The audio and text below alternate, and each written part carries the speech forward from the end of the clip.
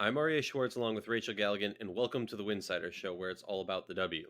WNBA head coaches are dropping like flies. The Phoenix Mercury and the New York Liberty have openings. So let's discuss.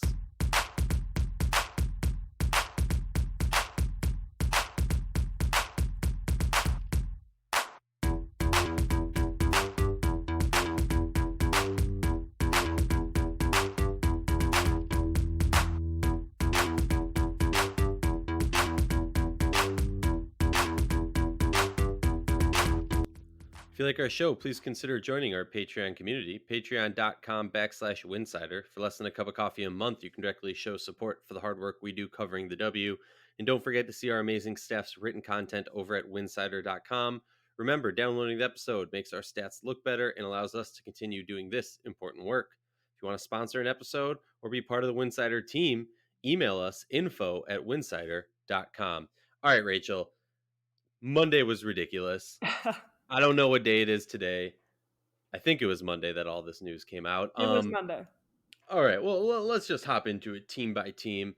New York Liberty part ways with Walt Hopkins, a move that if you looked at social media and if you're in the know, nobody was really surprised by.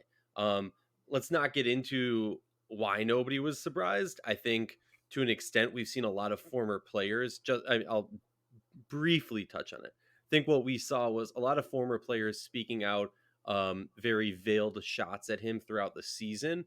And I think there's probably something more going on behind the scenes that we're not necessarily privy to talk about and or fully knowledgeable about. And we're not going to talk about things that we're not fully knowledgeable about. But nobody was really surprised. And honestly, just from a basketball standpoint, the way the team had been playing, I wouldn't really be surprised either, right? I mean, yes, we well, okay, Rachel, wait, let me, because I know you disagree. No, my thing is this, like, yes, we saw a huge improvement. Yes, no one expected them 2 seasons ago in Walt's first year to be that good. But this season, yes, there were injuries, whatever. We found a lot of success. The difference I saw, and I'm going to give Miles Ehrlich credit for this one because we were chatting about it and he brought up this point and I completely agree. In the first season, no matter how bad they were, right? Like 1 win, 2 wins, whatever. I never saw the team kind of give up on him, right? And it felt like there was a point this season where he lost the locker room. Mm-hmm. And when you lose the locker room, the writing's on the wall. That's my 2 cents. Sure. What do you think? I think that there were a lot of people who were surprised. They made the playoffs for the first time, barely. I mean, it was anything short of an exceptional year for the Liberty. It's just been, but then on the flip side, New York is, in my opinion, one of the hottest jobs out there, and the expectation. I mean, and it all happened in like 3 years, right? Like we talked about how atrocious it was back in the Katie Smith era, where there was really no backing, no support. They're playing in this offshoot arena, and now look where it's at. Being in Barclays and the new ownership and the amount of support that's being put into New York. Like, in my opinion, like that's a place people want to go. That's a job people want. And so Walt Hopkins walking into a gold mine in that situation, but with that comes a lot of expectation. So I think from one hand, you got to give a little bit of grace with the COVID year and the rebuild and everything that this franchise has kind of gone through. But I agree with you. Like this year was like completely, just, I don't know. It's just like, it like was deflated, everything was stale. It felt like there was no connection amongst the players. And like you said, Walt. And so paying attention to kind of the direction that was going, I guess I'm not super surprised. Full disclosure, I had heard rumblings of this for weeks. Decided to kind of just sit back and see what was going to happen. And so I wasn't personally surprised. I think it's warranted. I mean, New York, in my opinion, they should be a top 4 team every year. It's just I think the expectation has got to be at that premium, and maybe Walt, kind of did his job of kind of getting this thing going, and now it's time to take that next step. And I can't argue with the ownership with that. Yeah, no, I agree. All right, let's talk about candidates. Woo. Now, we're not gonna. Here's my thing that pisses me off when it comes to coverage of this topic. Everyone's like, oh, let's talk about this random assistant coach who we've heard a few good things about and they deserve to be a head coach. There's more than 12 people who are currently working in the league, more than 12 people who are currently not working in the league who are deserving of being a head coach in the WNBA. Hmm. And I'm not saying that as a slight. I'm just saying there's many deserving people, right? Just like there's many deserving people who deserve to be playing in the league itself. But that's just not how the cookie crumbles. But my thing is this: let's not just list people for the sake of listing people. Let's list people and give reasons why we think they would be a good fit for the Liberty or for the Mercury, because that's what we're supposed to do, right? We're not just going to throw a name out there. Oh, this former player has been an assistant coach, so now they deserve to be whatever. That's my soapbox. A lot of names that I've heard coming up, right? Eric T. He was someone who was a finalist with Walt. And from my understanding, I don't know if this is public knowledge, he was also a finalist in Dallas a few years back, um, but has made it abundantly clear, or at least if you're reading between the lines, you can see that he's turning down these jobs. And I believe when we had Coach T, Papa T, as I like to call him, on the podcast a few years back, he made it pretty clear that, you know, the Mystics plan is eventually for him to step aside and for Eric Little T to take over. So I think if from the perspective I'm looking at it, he's taking these interviews, because it's a good thing for experience. It's good learning experience. It's good growth experience. But he's still interested, unless something changed with Papa T getting that extension. He's not looking to move to a different team. So let's cross him off the list. Well, And I think that he okay, should be one of the number one names in conversations. We've been talking about him for 3 years now. About it's just a matter of time. And I'm actually working on a piece that's going to come out that's talking about future WNBA head coaches, and I think he deserves to be at the top. It's just a matter of time. And I mean, until that contract is signed and it's a done deal, I mean, come on, anything can happen. I mean, if someone's yeah, aggressive enough, if you want someone enough, I mean, who's to say? So I understand where you're coming from. All the writing seems to be that Washington and keeping that kind of longevity going makes sense. I think we all agree with that. But I mean, is there a possibility that a wrench gets thrown into that and someone decides to be aggressive and pursue him? Who knows? I think anything's possible. I'm not down with like family fighting, but I do think it would be amazing drama, amazing TV, whatever you want to call it, if he kind of burns the Washington Bridge and moves on to New York so that he can play them and beat his dad and show his superiority. I don't know if he would beat his dad, but that's whatever. Another name that I saw was Shelly P, a player favorite, an elite basketball mind who has just cemented herself to victories and to championships. So it makes sense. And again, all of these names deserving to be in the discussion, but she's made it clear in the past. So again, maybe something's changed, but she's made it clear in the past she doesn't want to be a head coach. So she's not on my list. And then, everyone's talking about Teresa Witherspoon, Becky Hammon. And don't get me wrong, they've paid their dues. They're elite basketball minds. They deserve to be a head coach.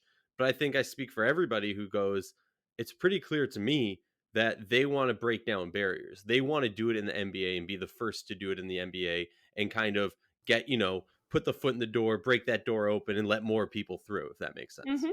Yeah, yeah. So let's talk about enough of my, ranting about who I don't think, people that I do think would be great opportunities, great positions. The newly free agent, Sandy Brondello, like she has to be leading discussions. And from what I've spoken to people, sounds like she is leading in these discussions, right? She has a history of winning. Her team has never been worse than fifth place, and that includes some ridiculous seasons. Yes, they have Brittany Griner. Yes, they have Diana Taurasi, and a plethora of other superstars have graced those jerseys. But she's shown that she can handle the big personalities. We know she can handle a big market. Not even to mention that she's coached overseas and that she's an Opals head coach. The Australian national team. So you got to think that's leaning towards her. But as a coach, I feel like she can give that element of been there, done that, and respect that I think you need when you have a young team like this and a team that has young stars, a little bit older stars, things like that. What do you think about Sandy wearing the teal and blue or teal and white, whatever their colors are? I don't know. I agree. I agree with your standpoint about, young players and been there, done that.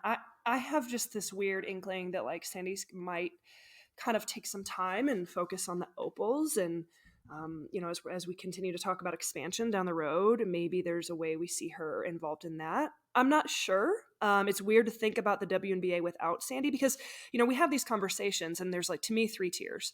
There's the experienced head coaches that some people like to kind of like call them recyclables, right? We can go through those names. I'm sure some of them will be mentioned. And there's the up and coming assistants who've spent time in the league.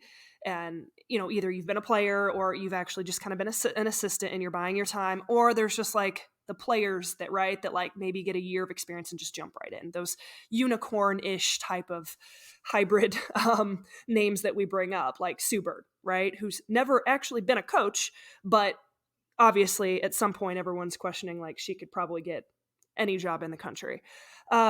So for me, I think when I think about Sandy, I could see there being a period of time away, and maybe she comes back down the road as the league expands. I don't know, but I think that you have a valid argument there, and I think Sandy. I mean, if I'm a team in the league looking for head coach, how do you not have conversations with her? She's a proven winner. She's coached the best players in the world. And just because Phoenix decides to go in a different direction, whether that was mutual or not, doesn't mean, she's still not great at what she does. So yeah, she deserves to be in the conversation. And honestly, I saw some, all right, look, I'm just going to be honest. Anytime I see a headline that says mutually agreed to part ways, I don't think anybody reads that and goes, yep, they both decided to part ways, right? Like nobody takes it that way. And there was some line in the press release from the Mercury that I'm failing to find right now as I scour the press release trying to find it. But there was something to the extent of like, we're thankful for her, blah, blah, blah, blah, blah. But we had to make a move that we felt, for the longevity and growth and success of this team, which to me makes it seem like, well, as I just laid it out, that there was one side that wasn't so interested in keeping her around. And it seems like it was the team, just based off of me reading that. That's not based off of anything else. Another name that I want in the discussion in my mind is Pokey Chapman. She knows how to scout young talent. Honestly, she gets a bad rep for some Chicago stuff. She gets a bad rep for some Indiana stuff, and I think that's a little bit overplayed. For the things and success that she has accomplished throughout her tenure as a coach, I'm a fan. Overseas, she's had ridiculous amount of success. Wherever she's gone, she's had success, and she's been able to have an eye for young talent, but not always had the opportunity to see through the growth of that talent. We talk about what she did in Chicago and really laying some groundwork for the team we saw win a championship this year. So I know the style these days is to pick a former player with slightly less coaching experience versus going with a well-known, well-established coach, but I would like to see her in this conversation. What do you think? Yeah, I think she has to be. She's been pretty open about, pursuing different avenues in coaching and that she will at one point. And what does that look like, right? Is it even maybe even something in the NBA? Is it back in the WNBA? Is it, it's hard to say. Pokey has done a lot of good things and she's struggled at times. I think at times, I think putting the right people around her in the right situation is important. So yeah, I mean, Pokey can put together a team and she knows basketball. I just think, it's a matter of which situation is a right fit for just kind of her experience. And then with the roster in general, like with Phoenix, not saying that I see that as a fit or not. I'm just saying in general, like you couldn't, in my opinion, you could not bring in some young, inexperienced name to that type of roster because they're just going to get chewed up and spit out. Like Oh it yeah. needs to be an established name, an experienced person that can be respected and manage that team post Tarazi era, in my Yes. opinion. So yeah, Pokey should definitely be in these conversations. Yeah, and then I'm gonna just throw out two from left field. Taj McWilliams Franklin, a legend while playing. In my opinion, she got a raw deal in Dallas. But I know she's that player friendly coach, someone who is yet to prove themselves as a head coach, right? She had like a quarter of a season, something like that, in Dallas, and then immediately left. But she's someone the players will fight for. she's someone who I would like to see get an opportunity, and to get a player fave type coach, I think would just be great. And then Lisa Leslie, you want a big name, a former player, someone that has coaching experience. Lisa Leslie checks all those boxes. And Lisa, I actually have is the perfect segue for the Phoenix Mercury, because I have her down for both of these.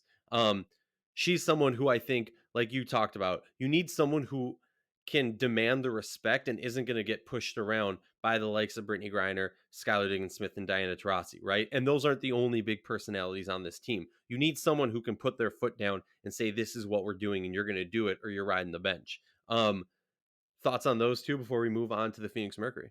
No, and I think it's interesting to throw out some of these. I mean, when I say Lisa Leslie being a random name, it's not a random name.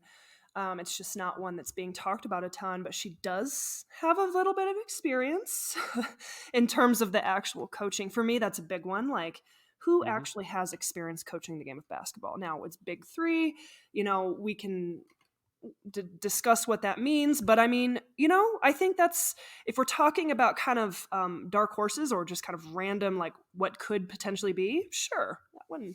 And I agree with Tosh for sure. I have a bunch of names too. All right, well, give me a name or two. First one for me, For New York specifically. Olaf Lang. Yes. I don't know. I don't know how you don't. I mean, Chicago is just won the championship. He's extremely experienced. You've got a team that in the international route, right? Like, that's a direction that New York, in my opinion, can continue to do a great job with. And he's done a great job with the Chicago Sky. You have to imagine now with Sandy not coaching in Phoenix, that kind of frees up some opportunity here with their family. And what does that look like? Could there be a change? I mean, he has to be up there, at least as one of the top candidates that people are pursuing. I could see that being a really good fit in New York. I agree. I very much agree. I also think that we need to mention Katie Smith. Yes. I Well, think, she was someone who I was thinking for Phoenix.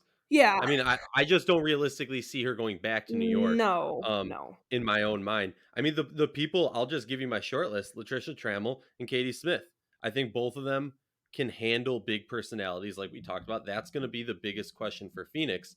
Latricia specifically, defensive minded, can handle stars, tons of experience, and in my opinion, if you want to talk about like the positives of LA, that's all her. Well, I But mean, sorry. Trammell's resume is unbelievable. I mean, 30 years of coaching experience. And we're talking about majority of that as a head coach, 2 national championships under her belt. She's been at basically every level imaginable. I agree, like LA and this weird rebuild thing that they've been going through the last couple of years, like, you have to look at their defensive efficiency as the biggest bright spot, and that's Trammell. So, but on the other hand, you could sit here and say, oh, LA's kind of really struggled. Like, how do you justify that? Like, I can see both sides of it, but man, there is not a more experienced assistant in the league in terms of just years in the game. She seems like she's super liked by the players and super respected and a She player's does tout. TikToks. And Rachel, she got, like, if we're talking defense, right? She got Brittany Sykes up on that list. Talking about defense, she got Candace Parker to play defense. Yeah. Talking about defense, this is the one thing, right, that the Sparks were able to fall back on. Mm-hmm. The reason they were in games throughout all the last couple seasons was because of her ability to get this team to play hard and play defense. Mm-hmm. And as we often talk about, defense is an effort thing. And if you can motivate the team to play, then I think that says a lot more than we're giving credit for. But you brought up Katie Smith. Obviously, I don't think New York's the answer. I think that would be a step backwards in the PR mode, not necessarily growth wise. And look, her time in New York was not good, and that's a nice way of putting it. But she now has 2 years under the best to ever coach in the W in Cheryl Reeve. Is she deserving of a second chance this soon after? I have to think yes. She's that former player who can talk to the stars and gain that respect. But kind of what's your thought process on It's Katie? interesting with Smith. It's just a matter of time before she's a head coach again. Now, is that professionally or collegiately? Is my take on that. Now, I think she had a very difficult situation in New York. I mean, my God, it was just, everything was bad. Now, you could blame Smith, you could blame the franchise, whatever you want it to do. Like, that was just a very tough job at the time. And I just don't even feel like Smith got an opportunity to have the support around her that she needed to even be successful. So in my mind, I'm sitting here thinking like, okay, like with her pedigree in the league and her experience as a player and her knowledge as a floor general, like, you know, it's just a matter of time. And now she's at Minnesota and continuing to work with most our newest USA basketball head coach, Cheryl Reeve, one of the greatest in the game. So it's just a matter of time. Would it be Phoenix? I don't know. It might be a little too soon. Maybe give it another year, another two. But I'm split down the middle. It's either going to be a potential expansion team down the road, or she could get into the college game. Yeah, and I hope she doesn't get in the college. Like that's my thing because you know me. I want these people to stay in the W. Sure. I need that for me. And it's funny also because like Olaf would be a great. There's a clip. Obviously, I don't think Olaf is a fit for Phoenix because just like the the PR of you fired this woman to hire the husband was just wouldn't be great. We don't need to get into that, but I don't. I think that's a reason why I don't see that happening. Sure. But that said, see, there's a specific clip I keep thinking of. I keep replaying in my mind during the playoffs where Kalia Copper does some ridiculous play, gets fouled and one, timeouts called, or she makes a big shot, timeouts called, whatever. And as she's going back and everyone's going crazy, hyping her up, you know, blah blah blah. Excuse me. Olaf like grabs her and like shows her like the sketchboard and some numbers and starts drawing out a play of how she could have done what she just did better. And when I saw that, I was like, that's a person I want on my sideline. Mm-hmm. That's a person that I want as the coach of my team, because even at the highest moment, the greats know you can be better. And to see that, I completely agree about putting him on many, many lists. Honestly, there's a lot of people. Is there anybody else that you're thinking of that we haven't really mentioned that you think should be in the discussion as we wrap up this episode? I mean, it's like I'm building this list and I just keep adding names. I keep adding names. I think there's a few now. Fred Williams for Phoenix could potentially be interesting just because how much he's adored by, again, we're talking about the future of Phoenix outside of Tarazi era, Griner and Skylar Diggins-Smith. Both love Fred. Now we could talk about the lack of success or, you know, what happened in Dallas. It's just worth mentioning him. I think that it's entirely possible. You know, we see a lot of names that move around and get recycled throughout the league. Who else? Vanessa Nygaard. Now, she has a really impressive resume in terms of the experience that she has. Her time in the WNBA as an assistant's short-lived. I think that this is further down the road, right? Like maybe a few years, but that's one to keep your eye on, in my opinion, as someone who's got a chance to be coaching in the league. I agree. I think we need to mention Brandy Poole as an assistant with Connecticut. Long time assistant with Kurt. I mean, they've been together forever, so that might be the question. Like, okay, is she just a lifer with Kurt, or at any point could she step out and kind of want to do her own thing? But my God, I mean, Brandy's been phenomenal. She's great with the players. She's great with development. Lord knows she's experienced collegiately and professionally. So if we're talking about experience as a coach, Brandy holds that and has been super effective with Connecticut, as we all know. Another random one, not random, sorry. This is one that I think we got to mention Steph White. I think, you know, she takes over with the Fever. They win a championship. She goes off to Vanderbilt, and like just Vanderbilt struggled. You know, it's a difficult place. It's a difficult school to recruit to. Didn't have a lot of success. There's been a change in their coaching staff, and Steph is back into the commentating role, which she does a phenomenal job at. But that's one where you're like, you know, do we see her get back into the WNBA? And would she have to kind of take an assistant role first, or could she jump right in and take a head role? What do you think about that one? I like it, honestly. You know, there's a lot of players, coaches. So he's talking about players. There's a lot of coaches that get a raw deal, right? That, you know, I got to think of, shoot, I'm blanking on her name right now, from Chicago. I know you're going to know her name real quick. Right? James. Amber Stocks? Thank you. Yeah. No, like Amber Stock. No, there's just I'm not saying, hey, Amber Stock should get this head coaching position right now. She deserves to be talked about too, because she deserves to be talked about. Also, I look at her more exactly as a GM. And maybe Pokey's more of a GM also. Sure. But there's just a lot of people throughout the last, well, 25 years, who have been very quick to hire and very quick to fire. Yeah. And I think that looking back at those is not a bad thing. Again, I understand the theme of today is finding former players who, have a little bit of experience in coaching, going young, more creative, more blah blah blah. I'm all for that, but it has to be the right team at the right time, Yeah. right? And I don't know necessarily. I mean, I think New York is more of that team than specifically Phoenix.